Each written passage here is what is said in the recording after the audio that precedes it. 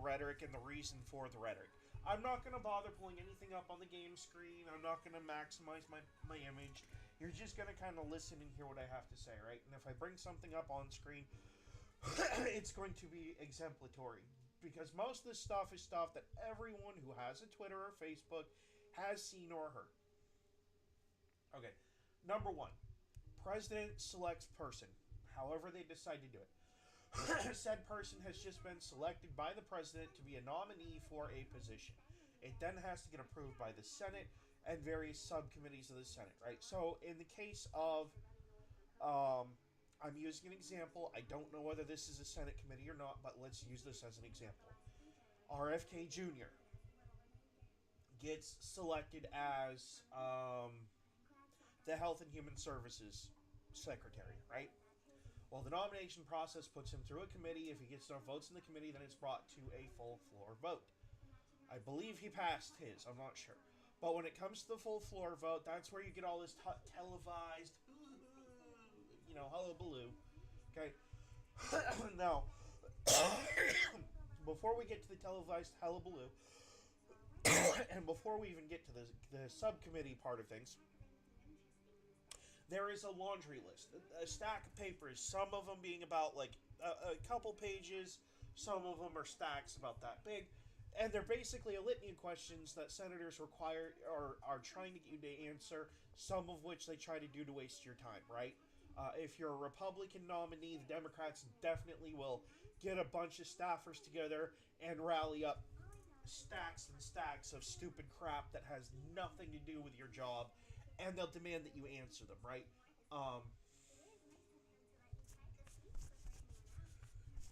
Because they want to try to play a gotcha game, basically. And that's basically what it is. Oh, you only answered half of the questions I sent out. Bitch, you sent me out a filing cabinet's worth of friggin' paper, and yes, I just cussed while wearing my cross. And by the way, a man can be just as much of a bitch as a woman can, so newsflash, nothing new there. Um, anyway, moving on. That's the gotcha number one, right? That's more into the internal workings of Senate confirmation process. Gonna trying to kind of adjust it so you can see both of my hands when I do hand gestures because I feel like yeah, that'll work. I feel like it's kind of important.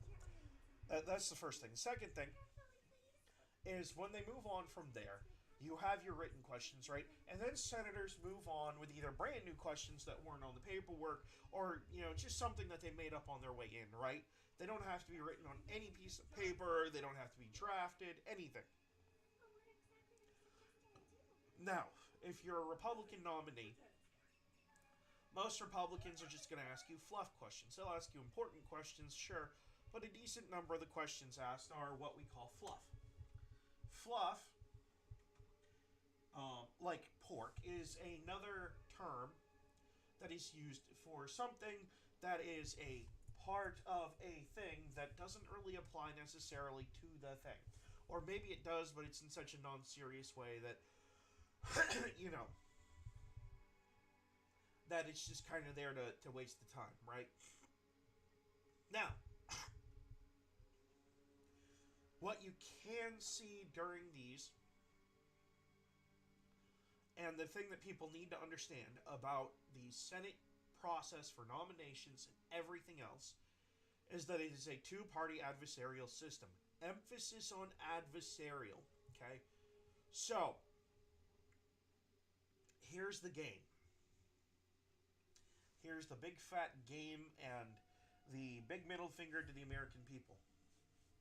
No Democrat is going to ask anything substantive on policy unless they can find something wrong in a substantive policy argument.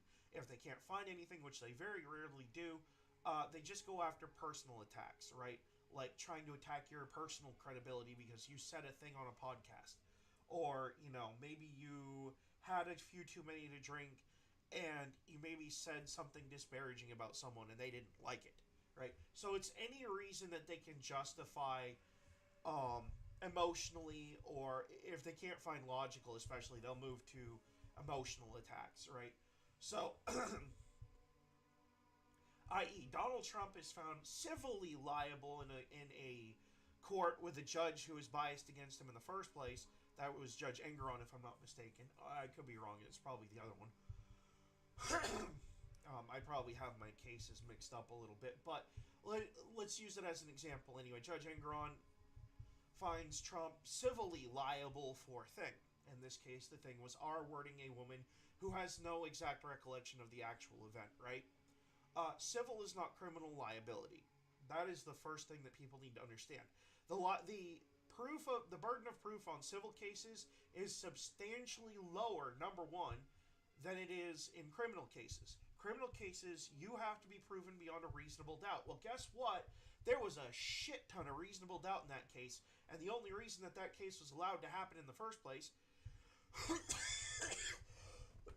was because the New York State Legislature, which has an issue and a bone to pick with Trump to begin with, passed a law to make it possible for that case to happen in the first place. So, yes, and before anyone gets on here and say, no, they didn't, there's no such thing as a biased legislature. Yeah, there is. Trust me, try bringing a gun control legislation in a heavy red state and see just how biased legislatures really can be. Okay? Number one. And it's nothing new. It happens in blue states, red states, purple states. It even happens in green states. There are states that probably don't even have quote-unquote political affiliation. And guess what? If they don't like something, or maybe they just don't like the cut of your jib, your bill is done. So yes, these things happen. They are a normal part of the adversarial legislative process in the United States of America. This has been pretty much the way that things have been settled here in the U.S. since our founding. That is nothing fucking new. And people who try to say that it doesn't happen, they're just full of shit or uneducated. Pick a word, right? Because it's basically the same thing at this point. Alright? That's just the first thing, alright?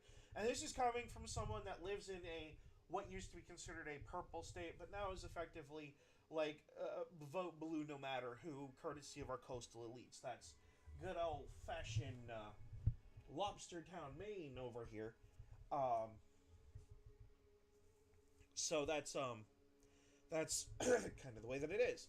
Now, the reason why no Republican in the state of Maine really gives a shit how we vote electorally is because Maine has 2 votes. Actually, I think we have like 4 now, but we are nowhere near double digits, we'll put it that way. Our presidential importance hasn't mattered in, well, before my lifetime, we'll put it that way.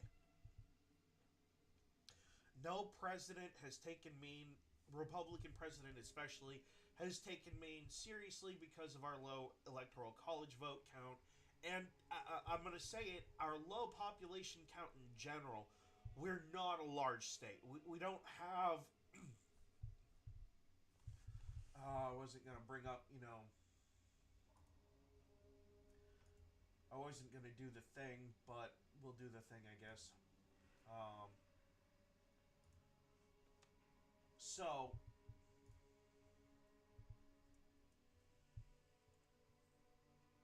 the state of Maine, as of 2024, we're 1.3 million. There's over 300 million people in the United States. We're that small, okay? We literally, back in 2020, and it's expected to decline too as well. Maine is tiny. Teeny tiny state, right?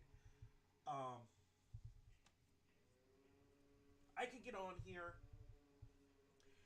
and I could gripe about everything under the sun that's wrong in my state. You know how many precisely 0% of people that live outside of the state of Maine are gonna care enough to comment, okay?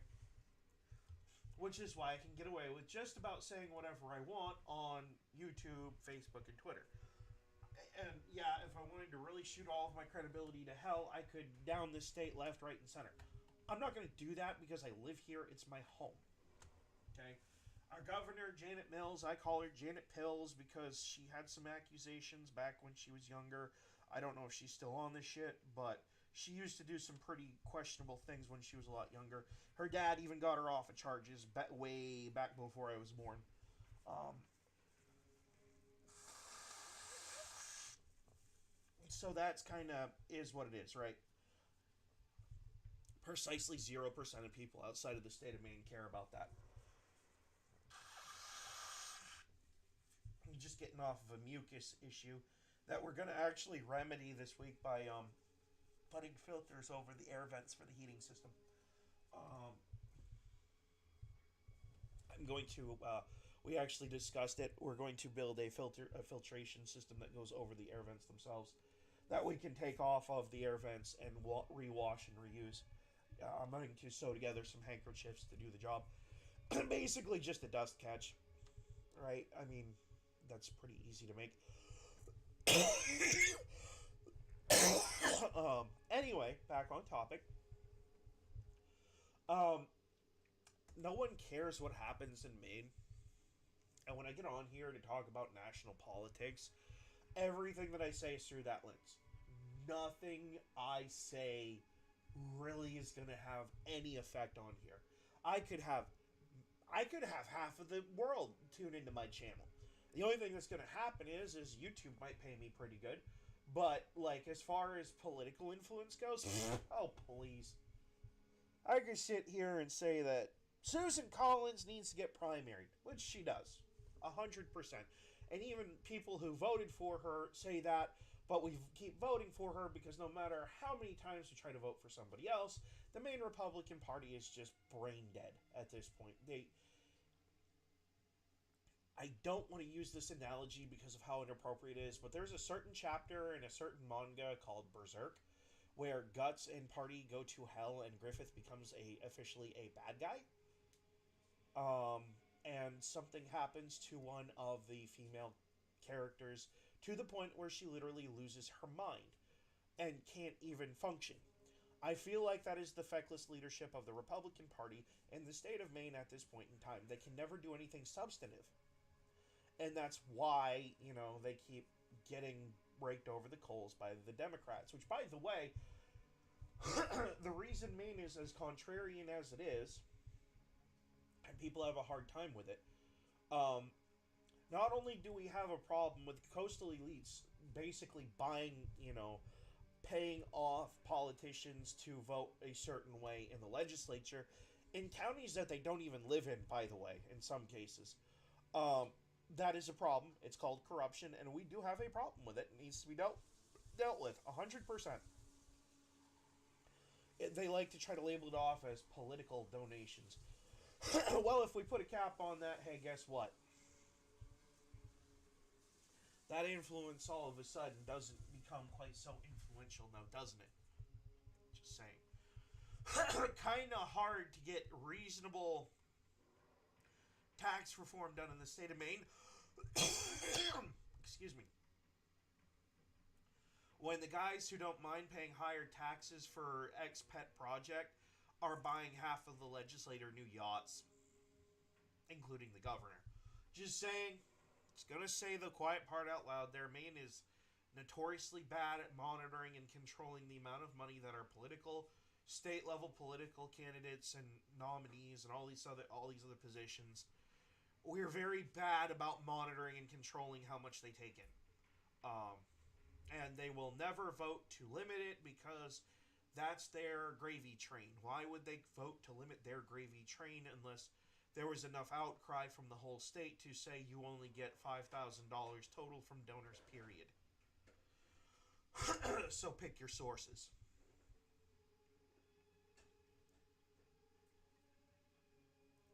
So, I mean, there's that. Absolutely. Or, whatever a reasonable limit would be for campaign contribution limit or, donation limitations need to be considered for our state level politicians. For the federal level politicians, well, I'll put it to you this way. I don't think I remember hearing once of Angus King in the last 5 years caucusing with the Republicans. at all over anything. And the one time I can think that he may have been a part of it, it was on a gun control bill, not on a Republican priority bill. That was a Democrat priority bill. So, you know, he's just about as crooked can get to. If you looked at how much money he gets from all these lobbyist groups and shit, you'd understand why he spends so much time caucusing with Democrats, because a lot of them are Democrat cause groups in general. Like, you'll never once see an NRA or FPC lobby dollar. That's a Firearms Policy Coalition. I don't even know if they have a lobby. You'll never see a donation from them to Angus King. He ranks F on the Maine Sportsmen's Alliance, right alongside Susan Collins, because they're effectively Democrats that are trying to claim that they're not, right? That it's just their way of trying to make Maine appear purple, when in fact it's deep blue, has been deep blue for a while, and that's the problem. And I will give credit where credit is due. Jason Savage has tried occasionally to do the right thing. The problem is that doing the right thing is not always going to end up with the right result. You can do the right thing for days and days and days, but at the end of the day, you still have to accept the fact that sometimes you have to accept that the end justifies the means in politics, and you have to get your hands dirty and play in the mud. Sometimes it happens. Not saying that you should do something illegal, but if someone else is doing something illegal, well, bringing that to public light, which is oftentimes touted off as basically ratting people out. Well, in the world of politics, there is no such thing as quote-unquote ratting somebody out. Okay? If you are a politician and you do something illegal, ask Bob Menendez, and someone finds out about it, and you go to jail, the person who found out about it is not a rat. That is not how it works. There are... Alright. Street talk time. If you're on the street, there is a group... There is a small group of people that are exempt from the snitches get stitches rule. Okay? Politicians, dirty cops, okay? Pedophiles, rapists, anyone that's violated a woman, the elderly, or I'll put it to you this way: if you were doing something illegal that had to do with your private parts, you're on the list of you. People could tell on you, and it's not considered snitching. Okay, like plain and simple. Those 5 groups. So, politicians fall into that group despite the fact that they haven't officially done anything illegal, because they are a public servant. Okay? And by the way, public servants fall in that category as well. You are there, especially if it's a crime that they committed while they were supposed to be doing their job. You are there to serve the public interest. We pay you, we elect you to do a thing. And if you abuse your office to do bad things, like, let's think of a politician I really like. Not that he's ever done these things. I'm using him as an example, okay? Senator Kennedy. Let's say I walked in on Senator Kennedy and he's at a Diddy party. Well, guess what? If he's doing something illegal at that Diddy party, I have a responsibility to report it. By the way, I'll add another caveat to this as well. When he's supposed to be heading off to his office to submit a vote or something official, which, by the way, for a senator, your every minute is official. Don't lie to yourself into thinking that you'll get away with anything even when you're not on the clock, quote unquote, because you're always on the clock. 365 days a year, if you're a senator, you have to live up to a certain standard, which is why Bob Menendez is doing 11 years in prison for effectively bribery, amongst other foreign influence charges and a bunch of other shit. Alright? Like, they are not above the law or exempt from the law. If they do something illegal, they are to be arrested. If he is abusing his authority or his power, which, by the way, I'm going to say it out right now just so people don't misunderstand me, I like Senator Kennedy. I think he's a great guy, and that's why I'm using him as this example. I love his snapbacks when people do something stupid on the Senate floor, and he's the first person to call him out for it. That is why I'm using him as an example, because I like him. This is a hypothetical that probably hasn't happened. I can't attest to his character in person. I can't attest to anything. I can attest to his performance on the Senate floor and some of the stuff that I've seen come off of his Twitter occasionally. Okay? But if he is abusing his power, number one, if he does something that is wrong as a leading public servant in this country, you have a responsibility to report that crime. Because at what point does he start passing bills that say rape is now legal? At what point does that criminal mindset invade his ability to do his job? So, as a reasonable civilian of the United States, you have a responsibility to report public servants when they fuck off like that, okay? You have to keep them straight, or you end up like a third world country. So, that is why I say politicians are exempt from being snitched on. And so are other public servants of any authority status, right? Like, you can't snitch on a sheriff who is diddling his underage intern. There is no such thing as snitching there. You are reporting him for violating a minor. Okay? And there have been cases of that. We had an accusation somewhere in the state of Maine in the last, 5 years, actually, where one of our county sheriffs basically lost his job for, illicit child exploitation material, actually, I think is the technical term. Nice way of saying kiddie porn, basically, but yeah. And because of the terminologies that I'm using in here, YouTube is absolutely going to deboost this stream to the furthest extent that they possibly can. 100%. And I'm going to do this while I have you up. Just because I want people to actually tune in, right?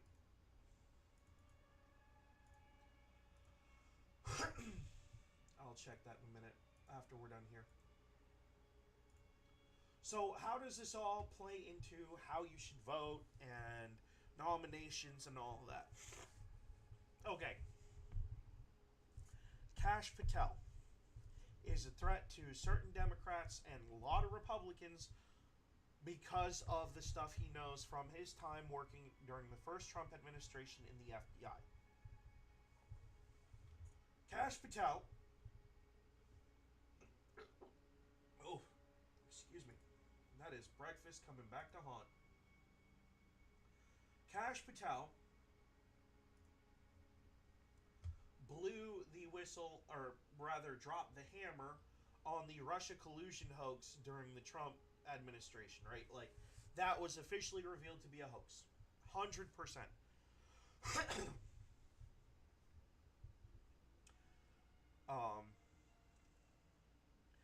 And because of that, he had access to other information. He knows where the Epstein list is. He knows where the Diddy list is. Okay? He knows where the Nashville, Tennessee school shooters manifesto is. Okay? They all sit at the head of the FBI. They sit at his feet, ready and waiting to be kicked over. The reason that Director Wray, Christopher Wray, did not want to kick over those names is because if he did, a lot of the people that helped him get his job as the director of the FBI at that point in time, well, a lot of those people that he owes allegiance to get exposed. Okay? See, Kash Patel is not that way. If Donald Trump's name is in that book, Donald Trump's name is going wide. And the thing that certain people on the left don't seem to realize is that, sure, okay, get rid of Trump. Then you got to deal with Vance. And, by the way, from sort of personal knowledge living in the Appalachian area, I'm going to tell you something you're not going to want to hear. If you think Trump is going hard after your agenda, Vance is Trump on steroids. If you think that you're going to be able to riot in the name of BLM or burn buildings down in the name of some gender ideology, oh boy, are you in for a shock. See, you think you want to cash that check for that four-wheeler without actually looking at the real price that's in the fine print. The problem is that once you actually look at the fine print, it's a check that you really don't want to cash. Okay, because that's just the down payment. The real price is about 100 times what the down payment was, and you'll be paying it for the next 10 years. Um, the problem that you're going to run into with Vance is you're going to sit here and say he can't do that, blah blah blah. Vance knows how to do things to you, politically speaking, and I watched this happen in real time. I followed his Senate career.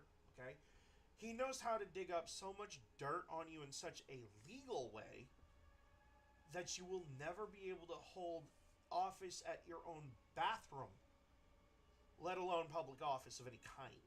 Okay? He's not someone you want to mess with. And that outright, like, if you have a skeleton in your closet, he's going to drag it out whether you like it or not. The guy can be really vicious. Okay? And the reason that I like him is because he's on my side. If he was not on my side of the aisle, he would probably be my enemy number one. Okay, if he did not follow the same political spectrum that I do, he would be public enemy number one as far as I'm concerned. 100%. And this is not talking about his political ideology. This is just talking about his methodologies for doing things. If you think having Trump as a president is a horrible thing, you haven't seen nothing yet. He will kick over every rock that he can legally get at to tear down any 501c3 nonprofit that has funded illegal immigration, gender ideology, trans surgery for anyone under the age of 18. Anyone who supported that, he is going to legally kick over every fucking rock that he can and air your dirty laundry before a court if he has to, and probably have you completely taken off of any sort of list. Period. He's not someone you want to cross, so when he says outright, you do thing or you go bye-bye, he means you do thing or you financially and politically go bye-bye. Okay? He is going to expose you for everything that you did wrong. Don't get it twisted, he'd do it to Trump too. If he found out that Trump was on Epstein's Island diddling kids or whatever, Trump would be done tomorrow. You'd have, what is it, the 14th or 15th Amendment? I forget what it is. I forget what article it is. I keep wanting to call it an Article 52, but effectively he's going to go to the Congress and to the Senate, and he's going to say, I, as the Vice President of the United States, have found my boss, the President of the United States, to be mentally, morally, or physically incapable of doing the job for this reason.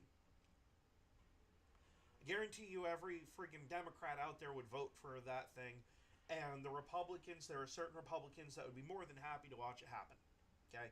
He could get the votes right now if he wanted to, actually. Effectively, Donald Trump exists as the President of the United States because J.D. Vance allows it to happen. The second that Donald Trump does something detrimental to the people of the United States of America that Vance disagrees with in some way, shape, or form, Trump is fricasseed, okay? And that's the thing that a lot of people don't realize. Trump is not what we voted for. We voted for the stuff that he campaigned on. Donald Trump himself, you could feed him foot first into a wood chipper. I wouldn't care. I mean, it'd suck because, as far as I know, he's an okay dude. A little vicious in the business room, but, the Trump I remember is the one from Home Alone 2, I don't really give a rip about what Democrats want to say. he's evil, he's done bad thing. And it's like, okay, well, if he did bad thing when you said he did bad thing, how come there's a flight log that shows him on the other side of the country when he did bad thing? So, I mean, there's plenty of evidence to show that he didn't do anything to E. Jean Carroll. You just had a biased judge that literally sat there and said thing. That's all that it was. You know. And they effectively browbeat the jury into voting a certain way. So, I mean, come on. No one takes that seriously. Anyone with a brain can see through that. And it's the same thing with the documents case. It's the same thing with the falsified business records case. It's all a bunch of politicized BS. You want to go after Trump for something? Oh, okay. Well, let's see. You got a violation of the Second Amendment during his first term for the bump stocks thing. I personally don't like bump stocks because I think they're dumb, but needless to say, the federal government should not have say on you having a bump stock or not. Okay, number one. Number two, there were a lot of sort of unethical things that Trump may have said during his presidency that are protected under free speech, but could be used to, you know, to some detrimental effect. But because Democrats were not focused enough on actually winning anything and just their agenda and gender ideology, they couldn't see the forest for the trees. So that's kind of their own damn fault. By the way, before anyone says you're anti-Trump, I voted for him this last time, and I voted for him all 3 times that he's been on the ballot. So I don't want to hear it. I don't want to hear it. You're full of shit. Okay. Um, my point is that I am not pro-Trump. I am pro-MAGA-MAHA-MASA. Make America great again, healthy again, and safe again. Those are the things that I care about. Trump as a person, yeah, he may have come up with the Make America Great Again moniker, but the reality is that that is an ideology that falls amongst conservatives on the right. I agree with these things. I don't agree with everything that conservatives say, believe me. If I wanted to go down the where conservatives are wrong rabbit hole, we'd be here all day. All day. They're wrong. A lot of the times they're wrong on technology. They're so bad about technology. They're usually wrong about how they deal with the public and public policy when it comes to wording what they're trying to do. They're terrible at it. And if the Democrats could be a less partisan group between the two, like less fighting between the two, and there was more unity as far as getting things done for the American people, I think that a proper wording of Republican policy, conservative policy, properly worded so people don't misunderstand what they're saying at every turn, except for the people writing it, I believe that we'd probably have the strongest Republican Party out there. Because let's face it, when you say, yes, we want to increase taxes, they don't ever tell you by like how much in the headline. For example, we want to increase federal taxes by 0.01% so we can improve the quality of lines on the road so people can see the lines in the road while they're driving. Okay, where is that a bad thing? That's infrastructure. That's good. I mean, like, that's more what Republicans do when it comes to taxes. We're not going to sit there and say, oh, well, we need 0.5%, taxes, and we're going to use 0.01 for the lines in the road, and the rest, the 0.49 is going to go for some gender ideology pet project somewhere that then our opponents are going to shoot down, and we're going to have a fight over them not doing this infrastructure thing because, the infrastructure needed to be done, but we wanted to make our opponents look like the bad guy more than we wanted to work for the American people. That's largely what the Democrats have been doing, and by the way, Republicans do the same thing too when they get the opportunity. It's just a vicious back and forth, and it's why nothing ever gets done. It's why I'm against multiple item bills. I think all bills that are voted on in the Senate and the House need to be single issue. And when it comes to the military budget and overly complex issues like that, it's simple. Here is your allotted money for the military. We need these things done with it and nothing else.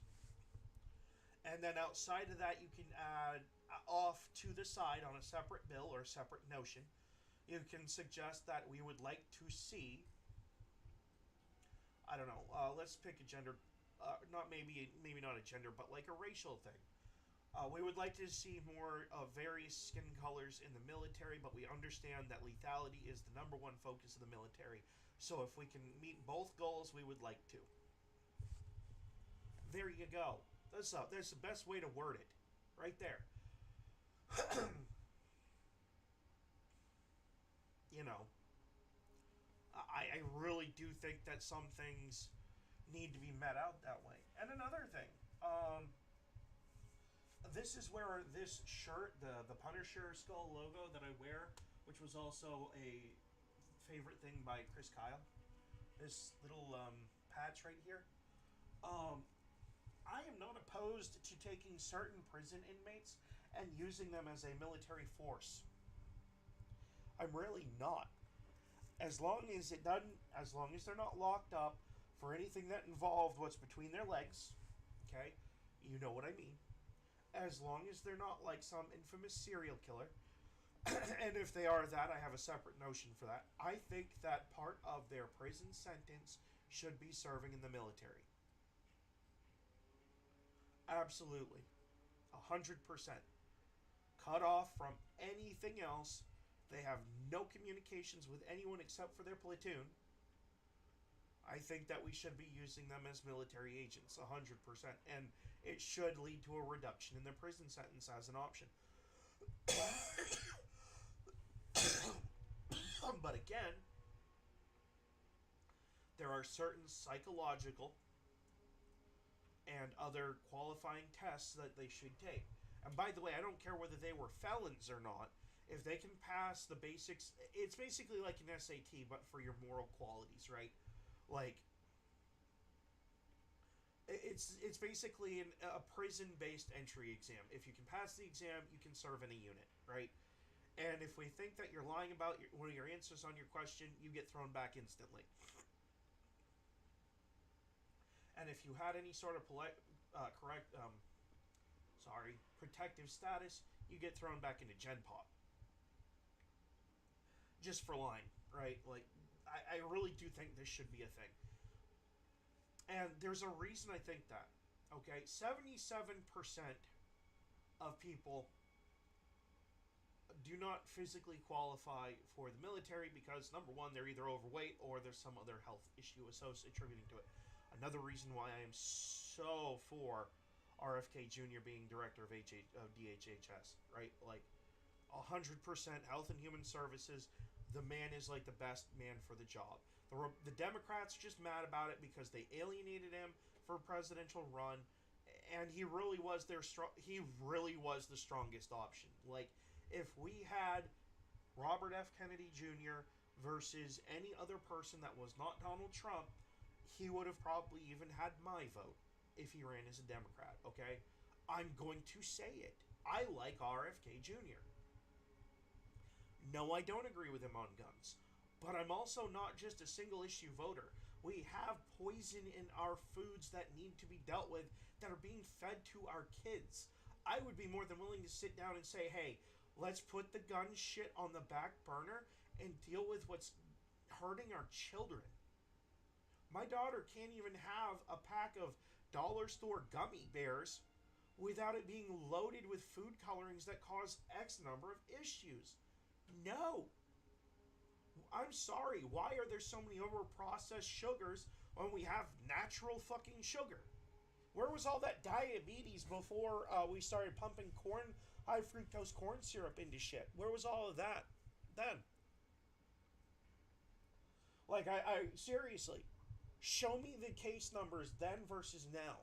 By percentage if you have to.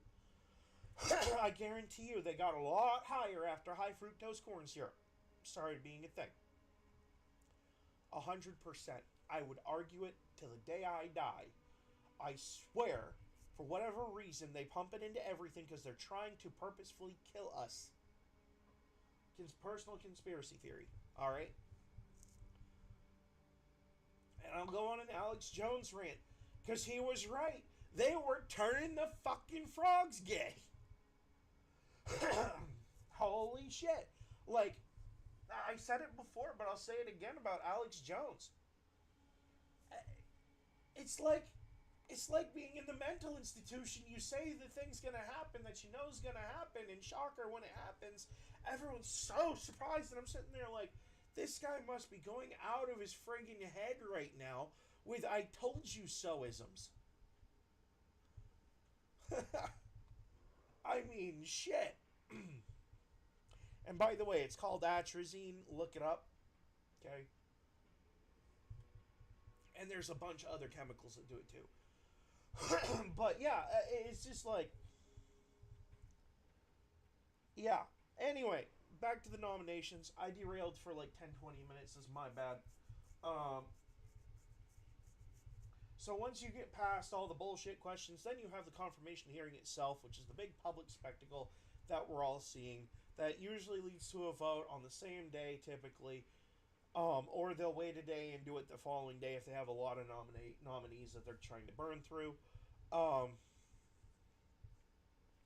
so when these nominations happen, you see a behavior between both sides, especially in modern politics. I'm going to use an example that I'm going to try not to derail on, but it is a good example. And I got it actually from Adventures in Odyssey from when I was a kid. See, the story goes there were two kids that were broadcasting over the radio for their local baseball team. And one of them had some advertisers that he occasionally peppered in, and the other one noticed that he was getting more attention than the other kid. So he decided to get some advertisers of his own. And the radio program became this competitive advertising just wackadoo, right? So people had to step in and say, no, enough's enough. That's not what this is supposed to be about. You're not talking about baseball. You're advertising for every company in town, basically, right?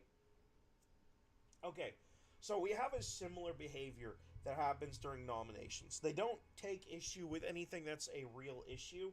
They bring up an issue with either the nominee or the people on the other side. That's like this minuscule thing that doesn't matter, but they try to make it sound like it should matter. But if you actually step back and look at what was done, 9 times out of 10, the reason that they were nominated was for the job. And the stuff that the people against the nominees bring up this auxiliary garbage that just doesn't matter. Oh, you were a part of this campaign that, you know, you did a cakewalk for some kids and you were a part of it and publicized it, and it turned out that the people founding the cakewalk were using the money for drug smuggling. Okay, well, you didn't know about it, so like, where does that have anything to do with you? Like, everyone else, including the local news media, was promoting this cakewalk, so what's your point, you know? Like, 100%, it's not your fault. And they'll try to paint it as being something that you did to bring their own political party to benefit in some way, shape, or form, right? Like, that's the name of the game at this point, and it's very dishonest. To the definition of the word dishonest. All right, so when that's all done and your character has been wrought through the ringer, just like they did with Brett Kavanaugh, and they tried to do it with Amy Coney Barrett and just about everyone else, right? Democrat, Republican. These are just the Republican examples because I'm not a Democrat. There are Democrat examples of nominees who are good people that have been raked over the coals. I'm not saying it doesn't happen the other way. It is one of the things that does happen the other way too. It just seems to happen less from the other direction by a very significant margin. Um, so yeah, the nomination thing that you see going on right now, like the thing with Cash Patel, where Mazie Hirono was literally given the answer on paper, and because he wouldn't answer her question openly on a mic, she wouldn't even give him the time of day. So like, she's just a brain dead, literally the dumbest person in the room at that point. We all know it. We all see it. Literally, her and AOC are effectively the same person with a different age and a different body. They are just as vacuous and brainless as each other, and it's just, it is what it is, right? I could do better than both of them, and so could my 6-year-old daughter. Plain and simple. Um, you know, and I could do it running under a Democrat banner as well as a Republican banner. These are people who are just intellectually dishonest to everyone. They only care about drawing in a paycheck and lobby money. Well, AOC less so on the lobby money, but she cares more about her paycheck than really doing the job, because if she did, she'd actually do her own research on things and not just read off lobbyist talking points. Just facts. It's who she is. I can't stand it when Republicans do it. I can't stand it when Democrats do it, because it just shows just how intellectually dishonest they really are. And they have no conscious thought of their own. And that's what we're seeing on full display here from the Democrats, and a whole bunch of seal clapping from the Republicans whenever Trump sends in a nominee. There's no real critical thought from them either, no serious questions. They're just doing it to piss off the Democrats, right? Like, that's effectively what this has turned into. The Democrats just need to come out and realize that it's time for them to cut their losses. They lost the elections this last go around for good reasons, and they need to acknowledge those reasons, own up to it, and try to repair the damages done. Instead, they're literally doubling, tripling, and quadrupling down on the stuff that cost them the election this last time around. And it's kind of turned into the bottom of the barrel thing. You don't ever see someone have a come to God moment until they bottom out, right? I've had about 3 or 4 of these moments throughout my life. So I know from like firsthand experience what bottoming out looks like. I've bottomed out a few times myself. It's actually what led to me getting a college degree. It's what led to me getting a driver's license. It's what led to me getting more than a few jobs. Actually, it's what led to me chaining jobs the way that I did, because I realized, I was effectively being treated like crap or like a disposable pawn by just about every business that I worked for. It's why I'm trying to get the YouTube thing working off, and why I'd rather be a pawn for YouTube than like 90% of the people that I've worked for IRL. In fact, actually, if they'd offer me a job for content moderation, I would probably have it set up to where a lot of these people that are getting, nailed with content moderation, number one, you know what? No. I'll do a separate video probably today on that, and instead of doing it as a live stream, I'm going to do it as an actual video. I will do a suggested YouTube policy ideas video, basically. I don't believe in out-and-out demonetizing people. I think that it should lead to monetization reductions on a strike system. Per video. So, like, okay, this word is going to get me demonetized 100%. The word retard, okay? You can use the word throughout the video, but you lose, like, the 5% of your monetization, not per time that you use the word, but just during that video, right? By using a word, you can sit there and calculate how much you can afford to lose versus losing your whole monetization. I think that's more fair than out-and-out demonetization. That's my personal view. That's an example of suggested YouTube policy that should be considered, because I feel like the way that things are right now, it's just too restrictive. Like, there are different definitions to the R word. There are, 100%. Retard is oftentimes used as a derogatory term of someone who is mentally disabled, particularly people who are mentally slower to respond, react, or, otherwise formulate ideas. Typically, that's a derogatory term for. In the mechanical industry, it's actually a phrase that we use when we're tuning an engine. You can retard the timing of an engine. You can slow the timing down. It's the same phrasing, it just means a different thing, right? So I feel like that is not...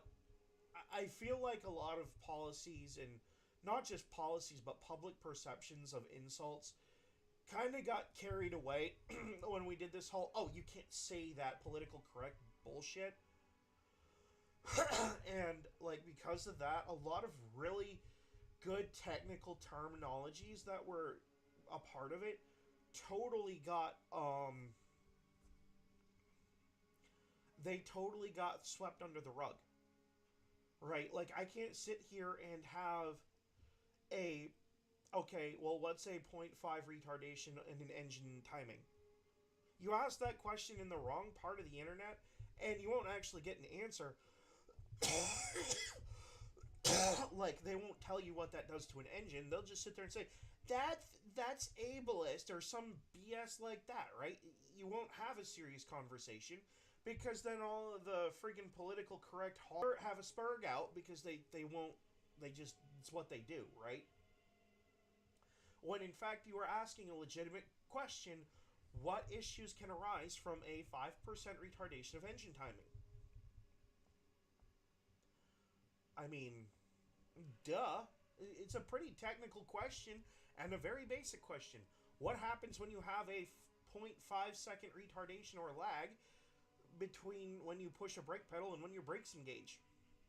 Technical questions, good questions that can be phrased that way, but are not because of certain censorship and other things. So, and yes, there are times that I do use the word retard as an insult. Mazie Hirono fits that group of people that I would use that insult on. 100%. I use it to refer to vacuous people, and before people say you can't do that, just so you know, to be clear, I have a family member. She is smart as smart can be. She's a little slow because she had brain surgery and it caused a literal retardation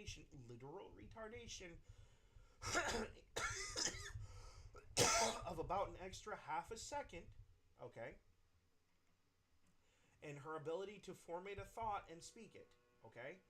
That is a result of a brain tumor, and we recognize it for what it is. It is a medical term in her case.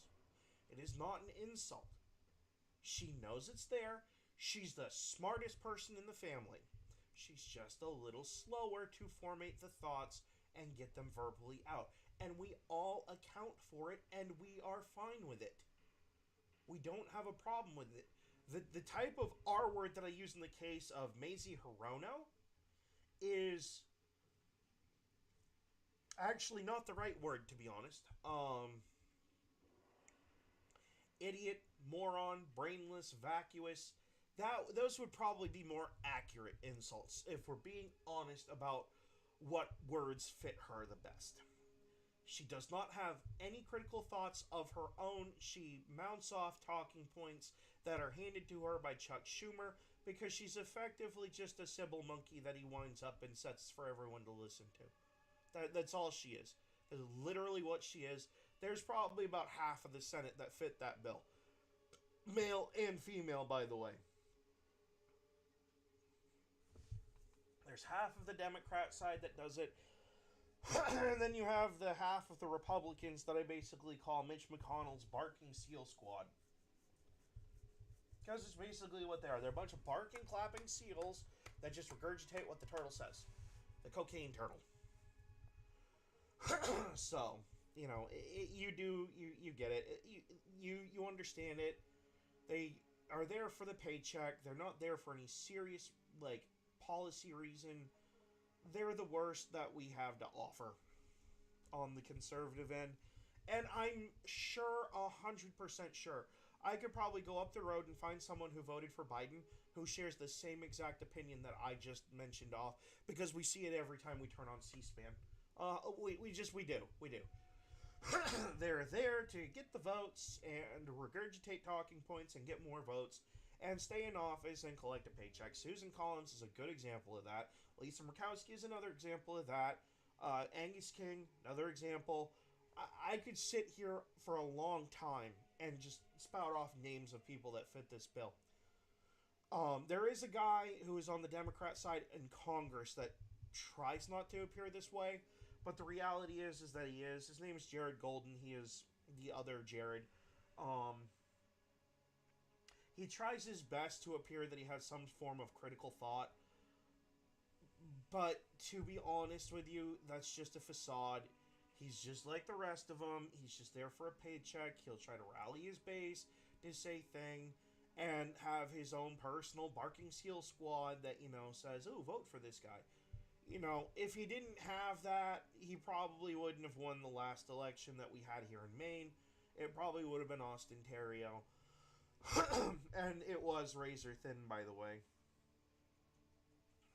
So razor thin that we actually had to have a recall.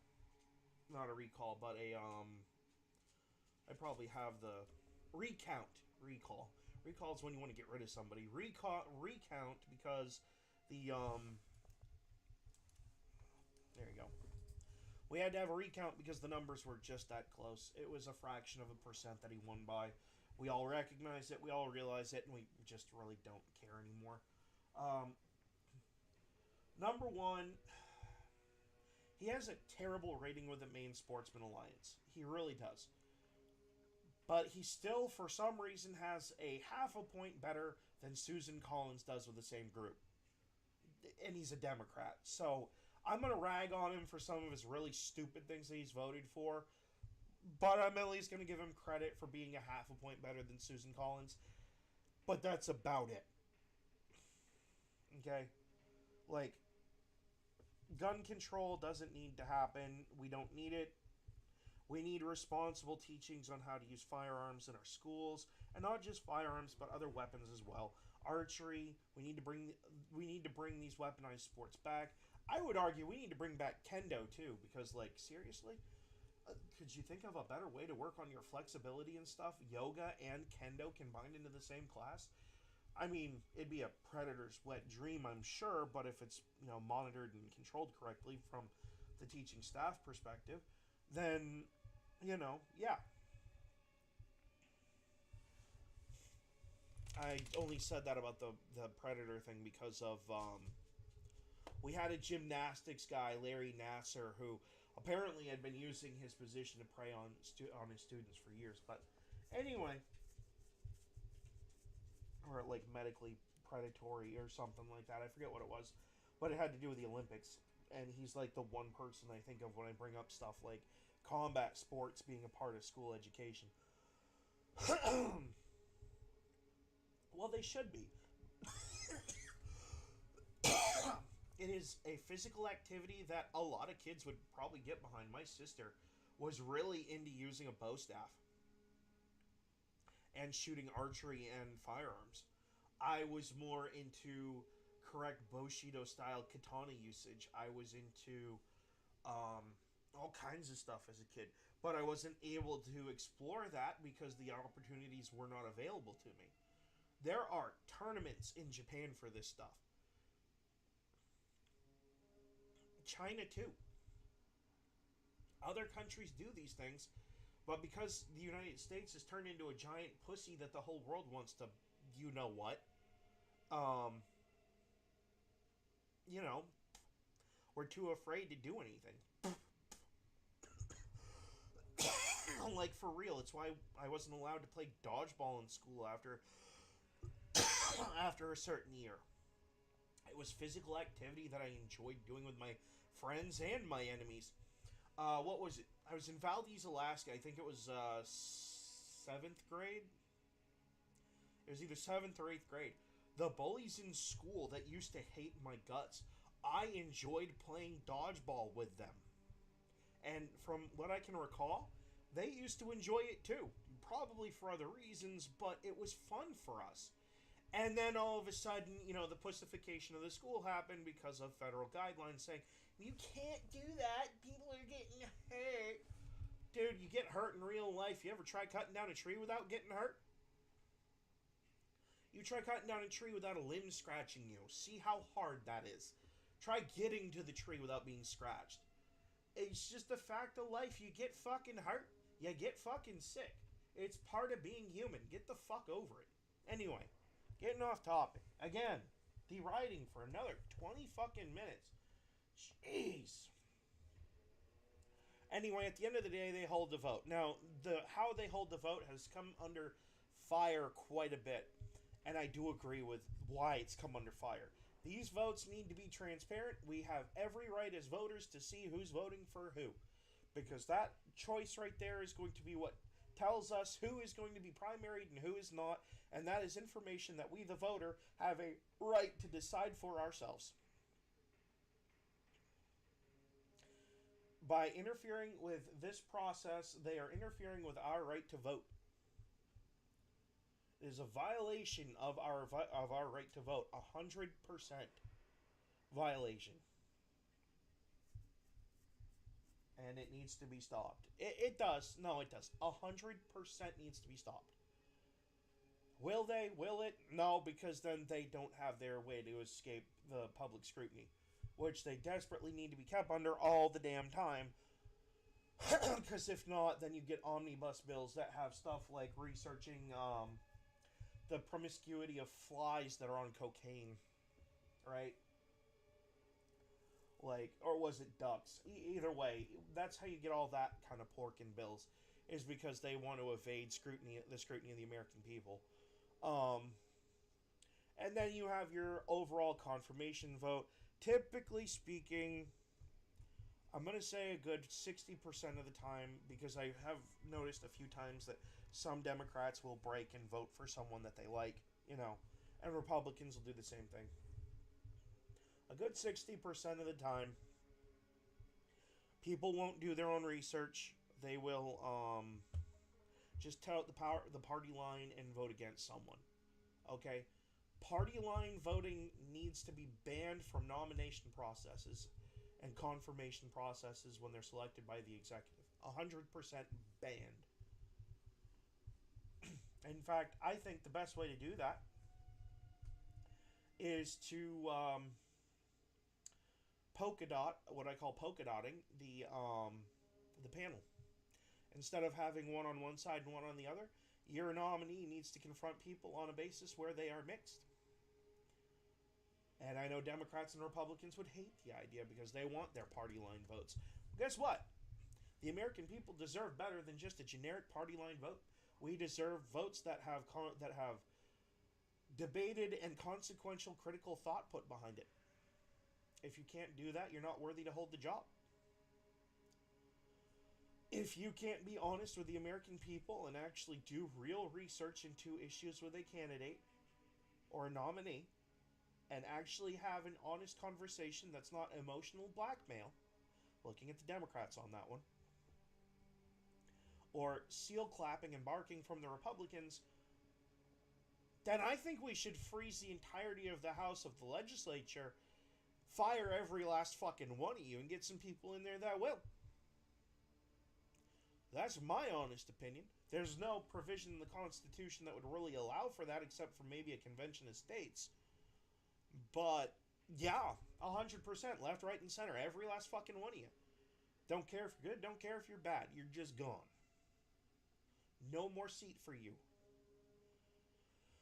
If you can't do the job, then we simply need to just remove all of you and start from scratch.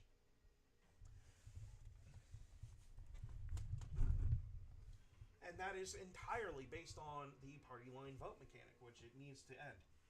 I think we need to do away with the two-party system anyway. I think that parties shouldn't matter. You should represent your state, not your party. And if you ran on keeping your community safe while protecting the Second Amendment, then that should be what you are answering to, not Chuck Schumer coming into you and saying, hey, we get X amount of lobbyist dollars for having this talking point. I need you to tout the party line. Or Mitch McConnell coming in and saying, hey, we're very pro-gun and anti-abortion, and we get these talking points that we have to do in order to get lobbyist dollars. Lobbyist dollars should not do talking points ever, but they seem to at every turn. Every turn. If they didn't, show me the Republican that is for abortion, because there isn't one.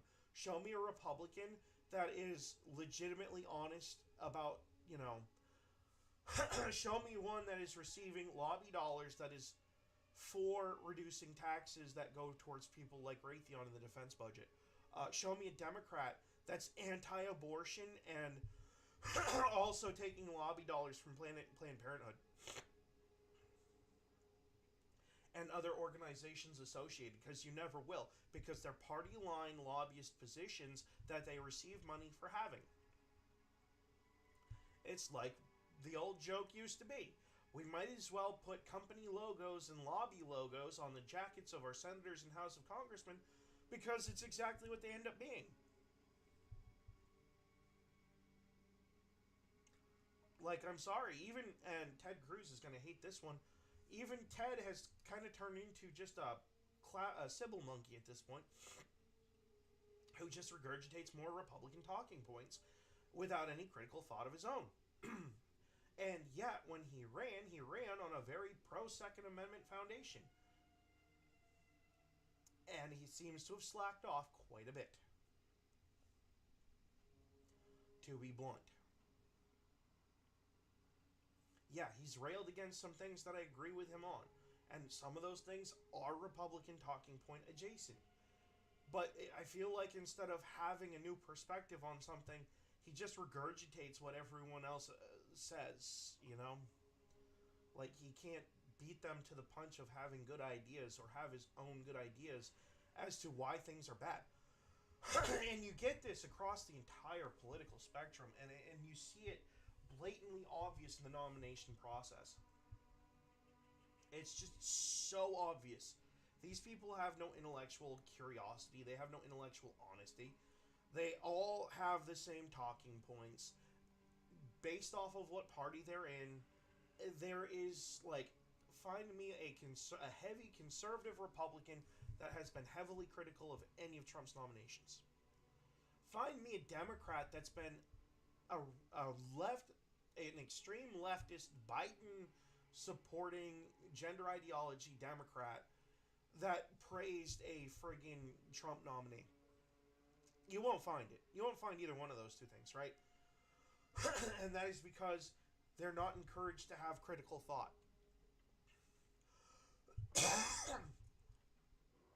Like, one of the first things that happens to them when they go in there is literally like the hazing that you get in a football team or in a college. These are the policies that we follow that the rest of the public doesn't know about. Don't say it's like Fight Club. You don't talk about Fight Club. You know? The first thing that they go in. If they're a Republican, they get the speech from Mitch McConnell. If they're a Democrat, it's from Schumer. And it is we have party lines that have to be followed. Follow them or you'll never get donor dollars. And that's not how things are supposed to work in this country. It is 100% unethical and a violation of the Constitution. The very spirit of our voting system gets violated every time they have that speech. And yet we let it happen every damn time. Anyway, gone on for an hour. I'm going to wrap this up. Even after the nominees get the confirming votes, no matter what the ratio is, the opposing party mules off with a bunch of bad stuff that they think is bad and emotional blackmail. And by the way, you get this from both sides. That they've done after their confirmation, and then it's that party's responsible, blah, blah, blah, blah. It's the same bullshit every year. Every fucking year. And to be perfectly frank, it's why the Senate and the Congress's approval rating just keep going down and down and down and down and down and down and down and down and down. They're pretty much just so far down, they're basically at the gates of hell. And digging them back out of it is just going to be a fight. It's going to be a struggle because they don't want anything to change, because then they don't have their money coming in from their lobby buddies. What's that? You want an anti-war neocon? You'll never find it, because they're taking money from Raytheon and other defense contractors. It's just not going to happen. You want an anti-abortion Democrat because maybe you believe in the universal basic income based upon how much money America makes on tariffs, like a dividend, like what Alaska used to have, based off of their oil production. You probably won't find it. No, probably not going to exist. I'll be honest, because if you're not pro-abortion, you're basically not a Democrat at this point. And I'm not talking about pro-choice, I mean pro-abortion. Like, they think abortion is a way of population control, basically. Which is just more fear-mongering, because, admittedly, yes, the human population can get kind of big. But we have other things that kill us off pretty quickly. War is a good example of that. Natural disasters, forest fires, earthquakes, hurricanes. Hell, their own negligence. Are you kidding? How many people get nailed per year texting and driving. Just saying, how many coffins have been nailed together with that as the reason. So, anyway, gonna leave it there. Hopefully you found this insightful and you can see the sick joke for what it is. If you like the content, hit the like and subscribe.